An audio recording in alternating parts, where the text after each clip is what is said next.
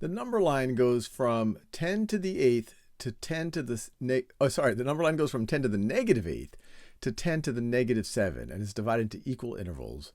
Which value does point A represent, or what value does it represent? So let's think about this a little bit. This is 1 times 10 to the negative 8. This would be 2 times 10 to the negative 8. This is 3 times 10 to the negative 8. This is 4 times 10 to the negative 8. So it's between these two.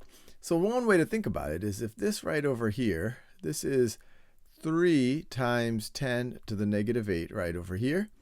This would be, we're essentially taking between 3 and 4 times 10 to the negative 8, and we're splitting it into 1, 2, 3, 4, 5, 6, 7, 8, 9, 10 sections.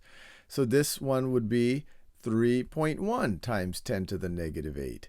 This one over here is 3.2 times 10 to the negative 8. 3.3, 3.4, 3.5, and this one, with the one we care about, is 3.6 times 10 to the negative 8th power. And you can verify that. You could go 3.7 times 10 to the negative 8, 3.8 times 10 to the negative 8, 3.9 times 10 to the negative 8, and then you would have 4 times 10 to the negative 8th power, which is exactly what that point represents.